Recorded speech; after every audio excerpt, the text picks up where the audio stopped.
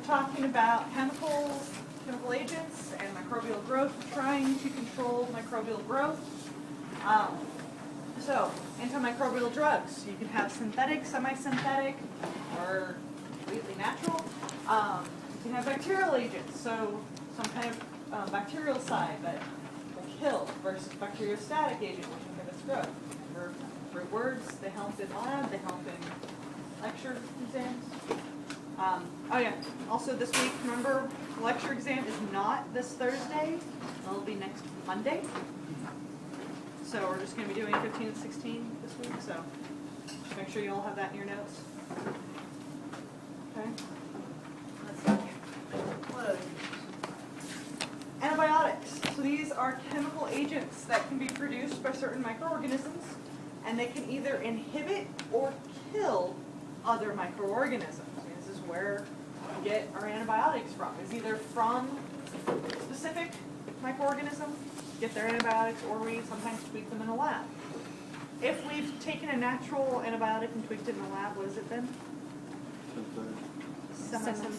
Synthetic. Okay.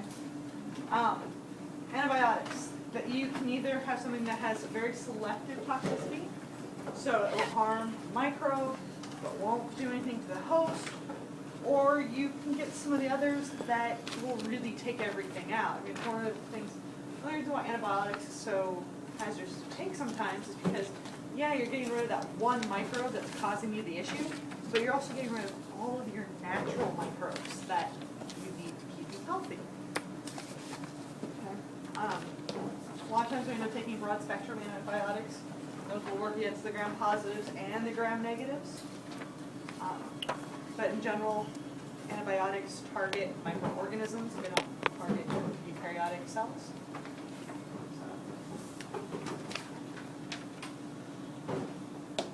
We talked about synergistic, antagonistic, and additive. So, synergistic, they work together. Two drugs simultaneously are greater than the sum of their parts. So it's kind of an additive effect. Antagonistic, they interfere with each other, they cause problems. Additive, they're just kind of both there. You know, they don't help each other, they don't hurt each other, they just kind of coexist. Okay, so now this would be, right at the top, what would it be? Of those three? Synergistic, because you have this zone of inhibition here versus this zone, and then you have all of this added zone. Two of them working together, greater than the sum of their parts. Okay. We talked a lot about the beta-lactamases. So this is penicillinase. So it renders penicillin inactive.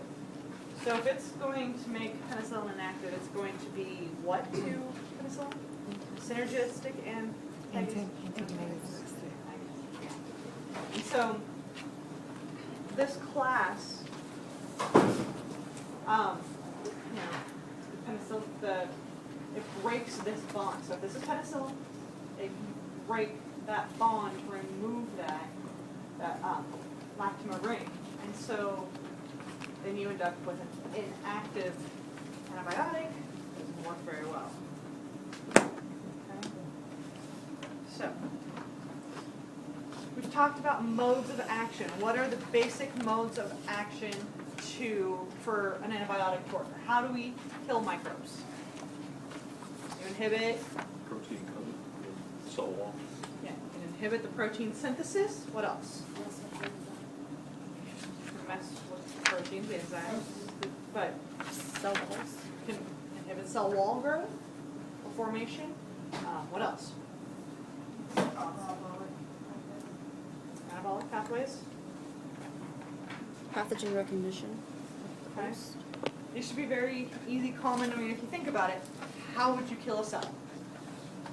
Mess with the cell wall. Mess with the plasma membrane. Mess with DNA replication. Mess with transcription. Mess with translation. Inhibit some kind of required protein from functioning. Did I hit everything? Yeah. so it doesn't recognize the host. So, I mean, if you just kind of think from a cell outward, what would be the things, first you take out that cell wall or the cell membrane, and then what are things that are vital for life? If you can't replicate your DNA, if you can't transcribe it or translate it, you have issues. And then if you mess with the end products, proteins, either for recognition, for key metabolism, you have issues, okay? So, those we just talked about. So mechanisms of action, cell wall synthesis, the protein synthesis, cytoplasmic membrane, general metabolic pathways, DNA or RNA synthesis, and then stop it from recognizing the pathogen, or the host. Okay, so beta-lactam drugs. So penicillin, the entire family of penicillins are beta-lactam. And they have that beta-lactam ring, which is what makes them part of this family. And they will inhibit cell wall biosynthesis. Okay, so they mess with that peptidoglycan cross-linking. The cell wall wants to be cross-linked so that it can be nice and sturdy and stable. These will inhibit that, so it ends up messing with the cell wall, loses integrity, the cells will eventually burst. It's one of the most... So a lot of times they'll tweak these because they want it to be more stable in acidic environments. I mean, if you're going to try to make a drug that somebody can eat or swallow, you want it to not be completely destroyed. You want it to hit stomach acid. Maybe tweak it so that it's more readily absorbed. You want to get this in the bloodstream, in the system. Otherwise, if it can't get to where it's supposed to kill something, it's not really useful. Also, the proteins. How do we keep them from being deactivated? Or how do we keep these? So we're trying to make things more stable. So those are three things that usually they'll take an antibiotic, and if you're going to go into a lab with them, you're going to try and make it so that they're more stable in acidic environments, so just more stable in general, easy to absorb, and less susceptible to deactivation. Those would be three basic things. Make it stable, make it easy to go in. Okay. So the penicillins, you can see they're like a ring, so they have their little boxes. So that's why they're still in the penicillin families. So penicillin G is effective against the gram-positive bacteria, whereas by adding just a couple tweaks with our ampicillin, this is now effective against gram-positive and some gram-negative bacteria. So it doesn't necessarily take much, but sometimes just a couple molecular tweaks, and you can get a lot stronger or wider affecting antibiotic. Okay. This was some of the first, showing how penicillin can inhibit the growth of staphylococcus. So just kind of one of those very visual ways of seeing antibiotics. This is how they work. Okay, so the actual action of penicillin. So normally you have these nice little crosslinks, okay, between the having an NAM, the NAM crosslinks, regularly set up in the cell wall. It's what makes it sturdy. It's a nice structure. We talked about the different cells. This is what we talked about before. Well, what happens with the penicillin is it comes in and it blocks those crosslinks, so you're not able to form any new crosslinks. You're not able to get any more stability, and eventually the cells are going to burst because you can't get a stable cell wall. You're not going to be able to regulate. They use that for their osmotic pressure a lot. So if all of a sudden your cell wall doesn't really have that, you're going to just keep growing until you burst. Okay. So here's some of those, all in the same family, because they all have that nice little beta-lactam ring. See? This makes them all in the same family, but that also means that the penicillinase will deactivate all of them. So that's one of those kind of catch-22s with these, is that we can find them, we can manipulate them, try and make them slightly better. That's why we keep, but once you find something that can take it out, then all of a sudden you're like, okay, well, now we got to worry because you only have so many modes of action. Does that make sense? Yes.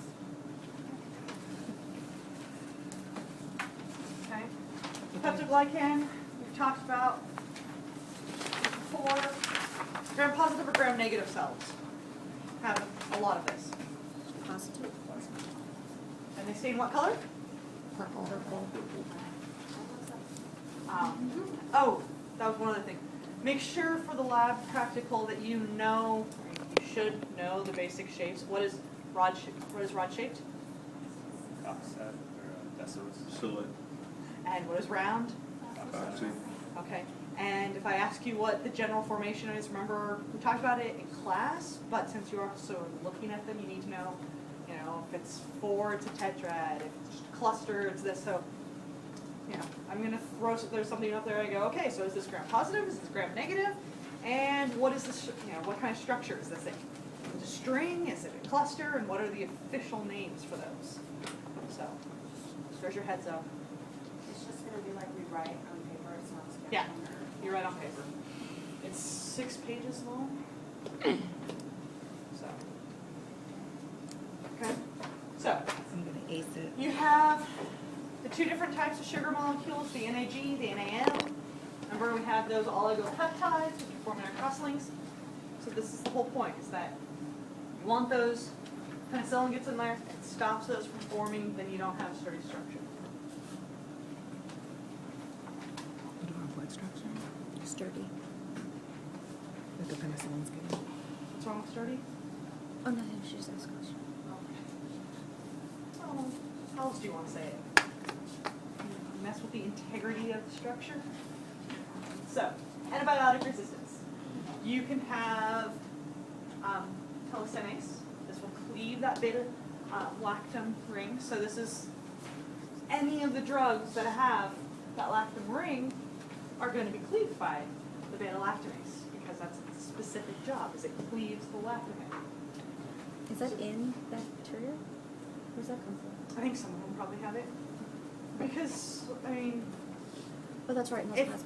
this microbe wants to secrete penicillin so that it can live, and this microbe can secrete beta-lactamase so that it can no longer have to worry about the penicillin, then they kind of microbes fight on molecular levels. Oh, amoxicillin. Okay. But there are some penicillin-resistant drugs. And there are also some telocinase inhibitors. So it's one of those things where if you want to use penicillin and you're worried about the telocinase, you can sometimes use some of these inhibitors to actually try to deactivate ACE. Right there. ASE at the end, you know it's an enzyme. Okay, so that means it can be deactivated, can be turned off somehow. Okay, so you can get, they have a semi-synthetic penicillin, and they also have a non-competitive inhibitor. Okay, two different types. Amoxicillin, I didn't know that.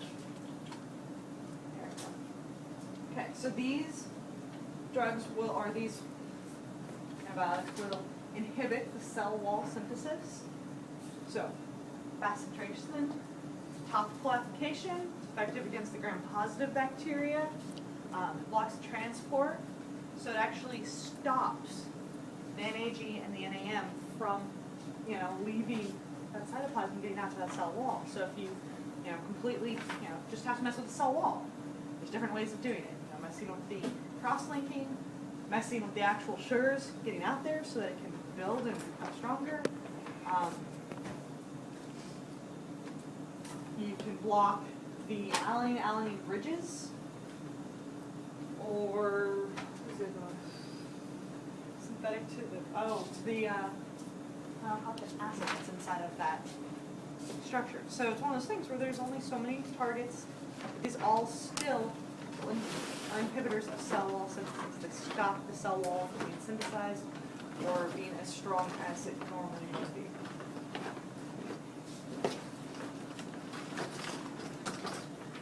Some drugs that are antibiotics that will disrupt the cytoplasmic membrane: polymyxin B, polines, azoles.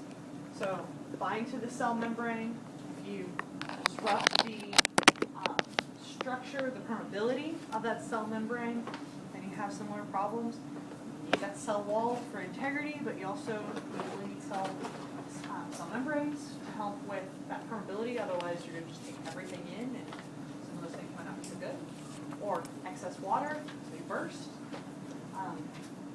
And then one of the things you might notice is that some of these are really great against gram-negative, and some are good against gram-positive. And so if you mix antibiotics, this is where you get those topical ointments that are multi-antibiotic ointments, because it's like, okay, well, we don't know what in the, in the field or at home when you cut yourself, you don't really know what's inside. You don't know if it's gram-negative or positive.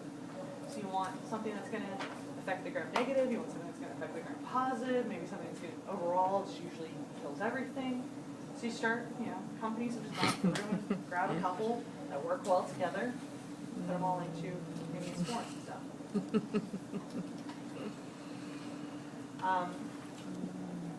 That's funny. Azoles, which are kind of toxic, they inhibit the ergosterol synthesis in fungi. And so this is where you get those tropical infections. This is when you end up having to take those azoles. So these are, an example of what's inside of a triple antibiotic ointment. So again, why would you use 3? Why not just 1? Broader spectrum. Broader spectrum. Because if you're sending this to people to use at home, you have no idea what they're getting in contact with. I mean, just from stuff you've seen, we have staph on our hands, there's E. coli everywhere, so, just looking at those 2 things, gram-negative, gram-positive, what else are we getting in contact with? So, the world is full of microbes. We just have to find different ways of killing. Okay. How does it disrupt cell membrane? Cytoplasmic membrane, sorry. Cytoplasmic membrane, again, what are the heads? Hydrophilic, hydrophobic, Hydrophilic. and the yellow parts? Hydrophobic. Okay, so we have our nice lipid bilayer. Now, if you have a highly selective pore, we talked about all the different methods of getting things into a cell.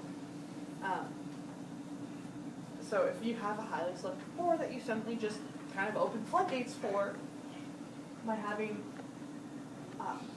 this antifungal come in here and line that pore, then all of a sudden anything can come in. Yeah, they're always waving stuff. It smells. Oh my god, it stinks. Open the door. Oh, But, do you smell it? Yes, it hasn't gotten there yet. I don't know what you're talking about. Just wait. Oh. So, antifungals block the pores, make it so that they're wide open, anything can come in, this can cause issues.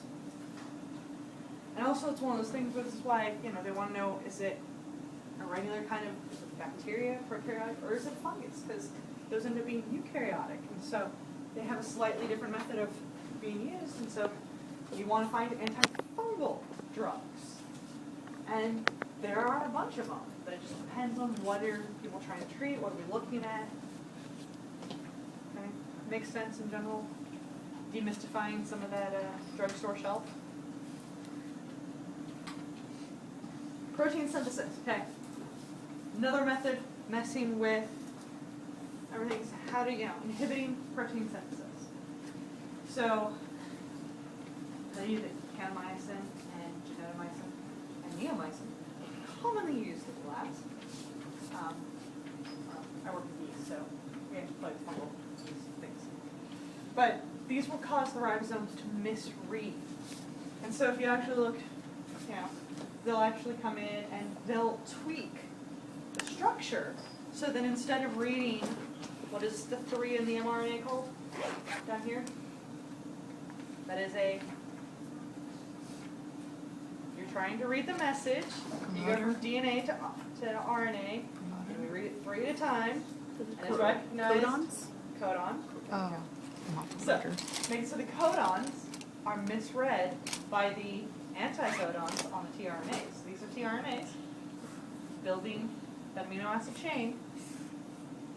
So, if you have misreading because all of a sudden it's pulling the codons out of position, so you're not getting the 3 you need, you're maybe getting, 1, 2, and 4, or whatever.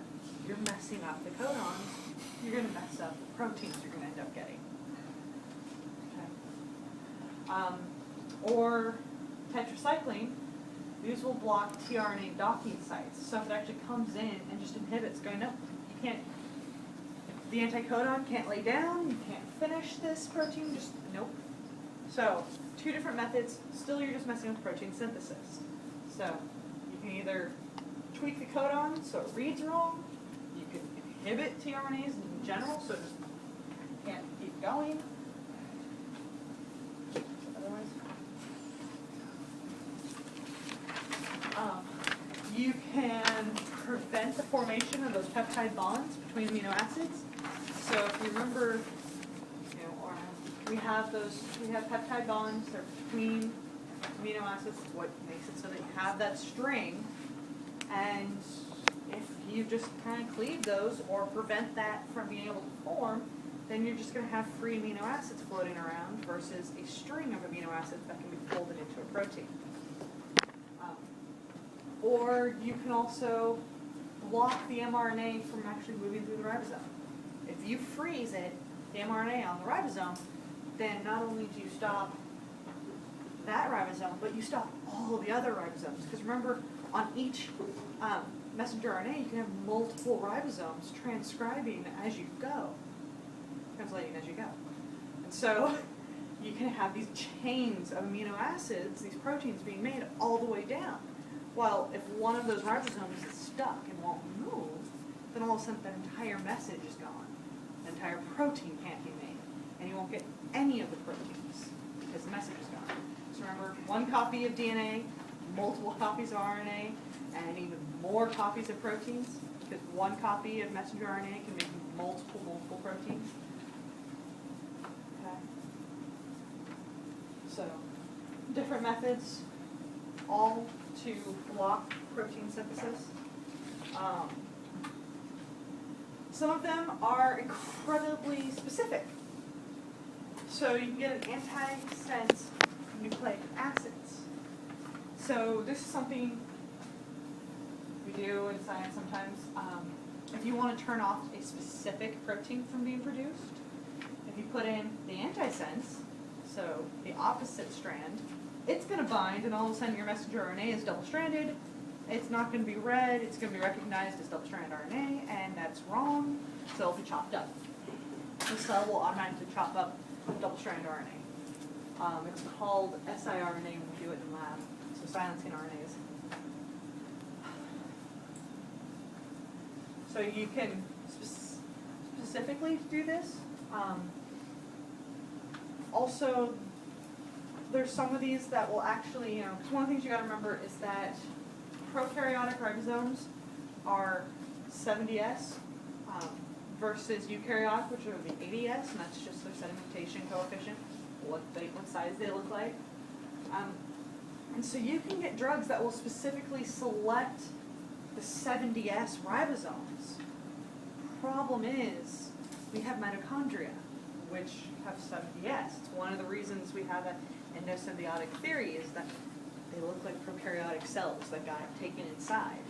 So some of these drugs can be kind of harmful at times because they're fine for the vast majority of us. If our nucleus won't notice, and our eukaryotic ribosomes won't notice, but our mitochondria ribosomes will. So it can be very harmful to use some of those that are targeted to the actual 70S ribosome.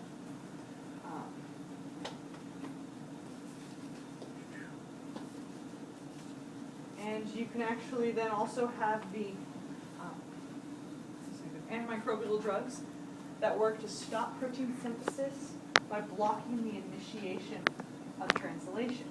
So if you can't ever find thionine, you can't ever start translating. Remember, AUG always starts translation.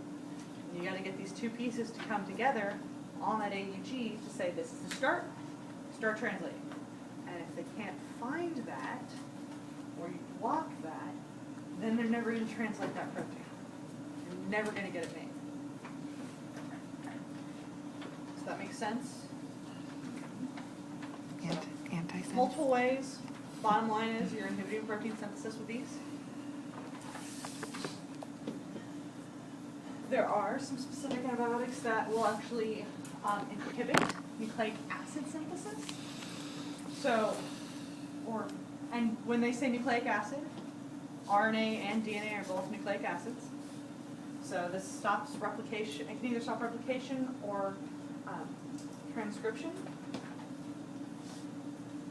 So with this one, it'll inhibit RNA synthesis by binding to the RNA polymerase. Okay? So remember, we have a DNA polymerase for replication and an RNA polymerase for transcription. And so if you take out the polymerase, you no longer can make copies, and if there aren't any copies, then you later on won't be able to make proteins. The entire cell suffers because no proteins can be made. Yeah, there are some uses for this, like bacterial disease. They also have other drugs which actually will inhibit DNA replication. If you aren't replicating the DNA, then you're not going to have replication of the organism. Or you can have things that will actually put in nucleotide analogs. Does anyone know what an analog is? So there are things that look like the nucleotides or the nucleic acid. They aren't. Since they're not quite right, some of them can actually prevent further synthesis. So here are some nucleotides and some of their antimicrobial analogs. So in the center, we have our 4 basic that we're used to for DNA, right? And then you can see these different analogs. And so it's like, okay, let's look at this one. We just go here, it's like, just what is the, just little differences, like that OH is missing, which means you can't continue on because 5' end is always what? Phosphate. The 3' end is? The OH, the hydroxyl. And which end do you always add to? 3'. Well, if you put this on there, you don't have a hydroxyl. You can't continue. It's a way of dead-ending replication. Or the SH is not going to recognize that very well. But if you notice, that's one of the things they'll go through, and a lot of them, they'll just take off that hydroxyl in some way, or they'll tweak something else, or really mess with things. But by tweaking it, you can make so that for some reason this gets brought in, it looks close enough, I guess. I don't know how those work. But, I mean, you can understand how a cell would think that this looks like this, but yet it can't add on. Okay? These are actually the DDC, what's the DDA? DDA, and there's a DDT.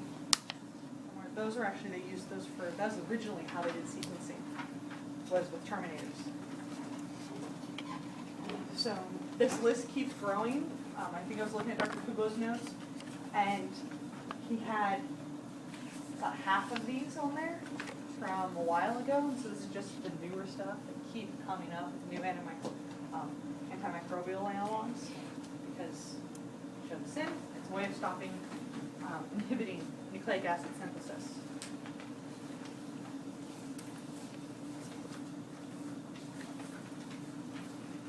These aren't normally used to treat infections because, as you can imagine, it works on prokaryotic and eukaryotic DNA. So those things we kind of want to target more, ideally. So these are more used in research, and they're also thinking, or they're trying to use these for slowing cancer down. Because one of the hallmarks of cancer is uncontrollable cell growth. Well, you add enough analogs, it's going to stop replicating the DNA, and eventually those cells should just kind of die, hopefully. So that's one of the hopes.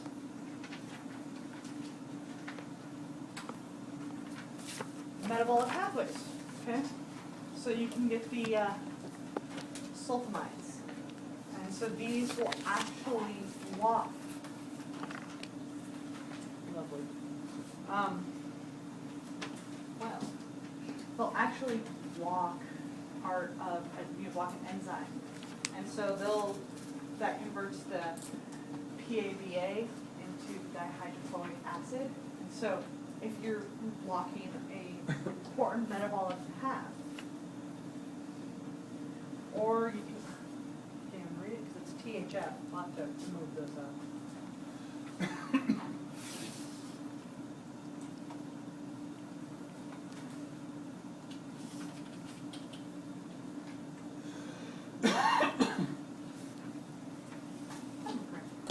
So, or you can have an enzyme that will actually, or something that will actually block the enzyme for later.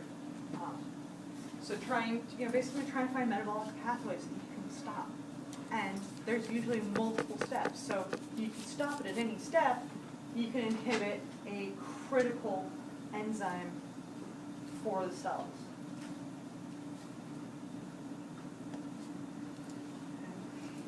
So the sulfonamides, we're looking at their anti-metabolic action. Okay, so normally you can go through the ABA, your enzyme, keep tweaking it, THF. And so you can usually go through all the way and get your, go to your DNA and your RNA stuff. But with these, they come in, usually works, or you can actually inhibit it.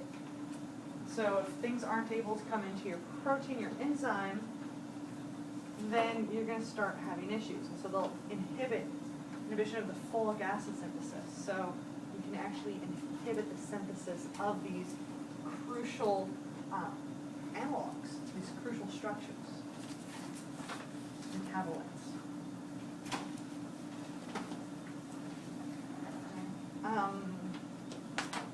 And then in a newer kind of category, they're trying to really work on inhibiting a pathogen-host interaction.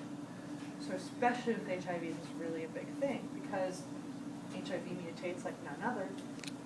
So if you can actually prevent it from ever being able to attach to the cell, then that's your best chance of preventing disease. Because once it's in, then you have all sorts of other issues. And so they've actually come up with a Fusion, which will prevent the entry of HIV into a host cell. So this is why, if you think you've been exposed, they try and determine, okay, how long ago? And based on how long ago depends on what drugs they're going to try. It's like, okay, are we early enough that we can try blocking it from entering the cells? Do we need to try to stop it from integrating into the genome? Or do we need to just try to keep it in the genome and not let it hit the lytic cycle? So when we talk about chapter 13 of the viruses, the lytic and the lysogenic cycles. And they're actually coming up with some really kind of cool things with HIV. I think the most recent one was using bee venom to attack the HIV. Bee venom is just highly toxic, and so they were putting it onto this, making this molecule so it had little windows in it, so that the bee venom was down, so that way only the HIV was small enough to touch it, so that our eukaryotic cells couldn't.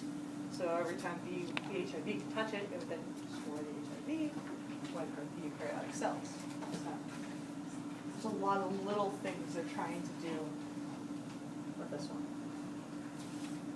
Okay, so summarizing some of those basics, remember, only so many methods. You can inhibit the cell wall. There's multiple ways of doing that, but general principles, you're inhibiting the cell wall. Or you're inhibiting protein synthesis, or you're disrupting the cytoplasm, or some kind of nucleic acid, or the metabolic pathway, or recognition to the host. Okay. So something you guys did last time was measuring the antimicrobial activity. Some of the plates look really good. So this diffusion method, or the Kirby-Bauer method. So you all spread your bacteria. You apply these filters containing either antimicrobial agents or you do chemicals, and then you can look for that zone of inhibition. And so this is what we're going to be doing in the lab today, is just looking at everything. But you can see that, okay, for this one, the bacteria is resistant to whatever was on that piece of filter paper, versus these that have pretty good effect. Because if I were going to try and treat this bacterial infection, I'd be like, I want number 6. Whatever 6 was, that looks good. I don't want 3. That didn't really work so well. Definitely don't want 7 or 2 or 5, because those had no effect. So it's a way to kind of see, okay, so for which microbe, what's the best antimicrobial? Another method for measuring the antimicrobial activity is a dilution method. So you prepare a series of dilutions and you add a precise amount of microbes to each one so that you can see, how well do I have, where is my minimum, my MIC, my minimum inhibitory concentration, so the lowest concentration at which the agent will inhibit the growth of bacteria versus the MBC, which is the minimum bacterial concentration. So kind of trying to see what can we, how much do we need to give? Because you don't want to be dosing people with tons and tons of antimicrobial agents. You can help it. You kind of want to go down to the lowest reading. So you can see they've set up this nice little scale with different milligrams amounts, like from 50 milligrams down to what, 0.2? And so you can see like, okay, so we have growth here. This is where we stop having growth. So this, or maybe this one, to make sure we kill everything, would probably be a good dosage. So you can start trying to figure out dosages this way, or what are concentrations you would need, since all of these tubes start with exactly the same amount of microbes, then they should all be similar. Okay. Make sense? Measuring the antimicrobial bacteria. Let's see, another method you can do is you can do it on plates. So, or you can, you can actually count. So you can take that line of that line, and you can see, were there actually maybe some microbes that weren't growing very well but were growing in this? So do you have 100, 80? Do your numbers go down, or do they not really care? And then here's where they care. So it's a way of actually more accurately counting the concentration of the antibacterial drug, micrograms per milliliter, so okay, how much do we really need to make sure we kill everything.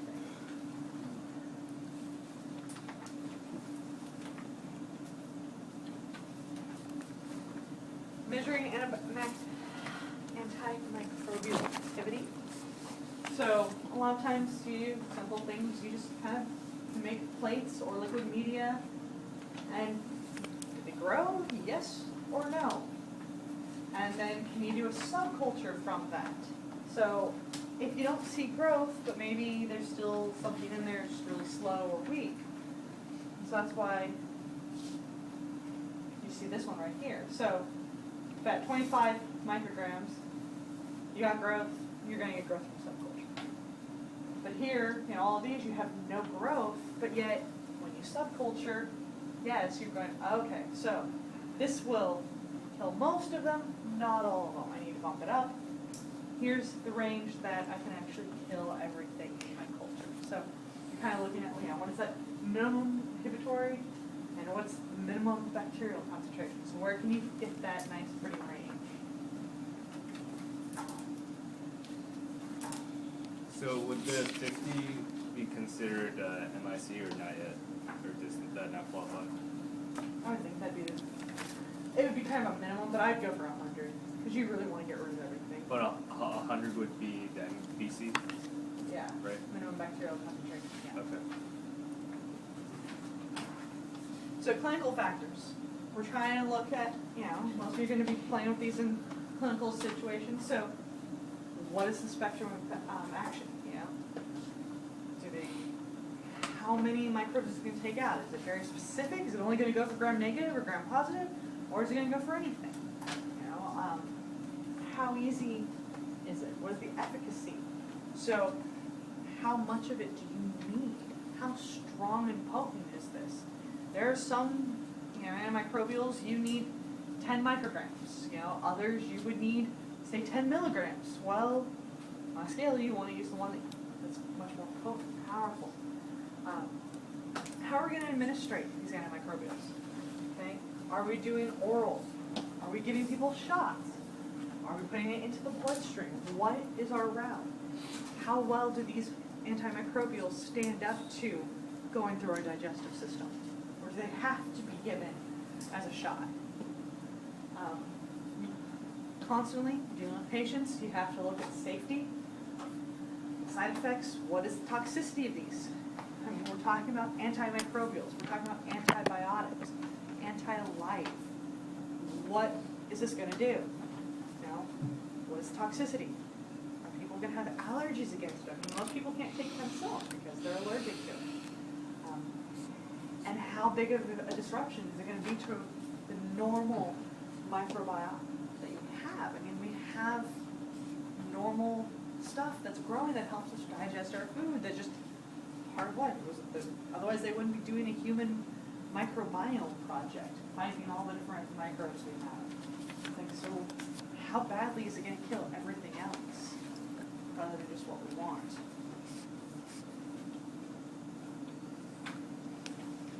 We also have to worry about antibiotic resistance. So the ability of different microbes to be able to acquire resistance to antibiotics. And this is a big problem in hospitals is because they get more and more microbes that are antibiotic resistant.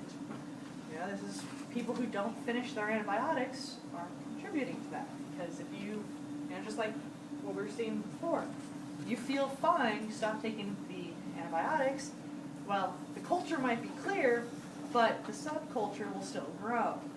There's still something there, even though most of it's gone. So by not finishing it out and killing absolutely everything, you now have microbes that have seen antibiotics and learned how to maybe survive past them.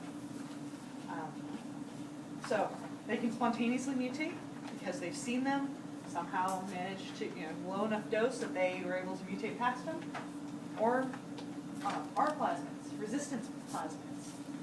So gene transfer, we've talked about how microbes have sex and transfer their genetic information, resistance plasmids.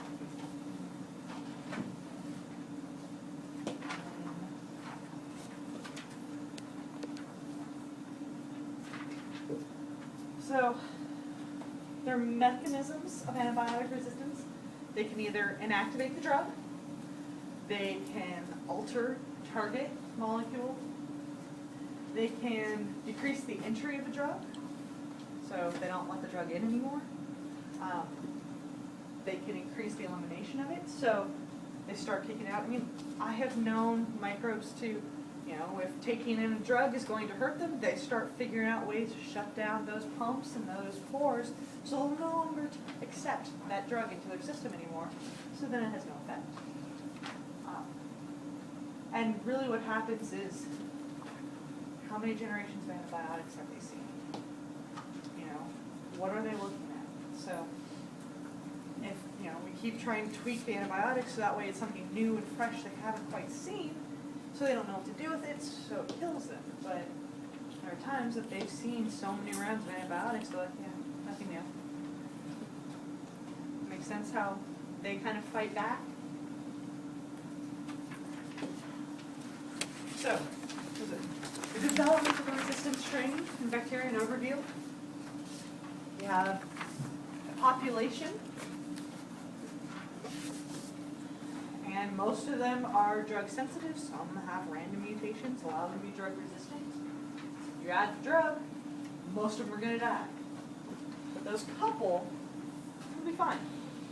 Now those are the only ones left, so they're going to become the only population that's left. So all of those nice, easy ones to kill, they're gone. And they're gone forever. You end up being left with just the ones that are now more resistant. And this doesn't just apply to microbes. I mean, this applies in life in general. It's one of the problems with spraying the pesticides is that you're going to kill off 90-some-odd% of all those pests that first year, but the ones that lived know how to live with that pesticide. They're the only ones who are going to have offspring. So that same pesticide won't necessarily work the next year. So you keep having to make changes and modifications. So this was just a nice little spectrum of action for some of the different ones. Like, what kind of drugs would work for, are we talking about a prokaryotic or eukaryotic, or are we talking about viruses? you know, what are we trying to treat? So this is just a nice little chart talking about showing some of the different ones that we talked about throughout the class. Make sense? Okay. Then we shall move on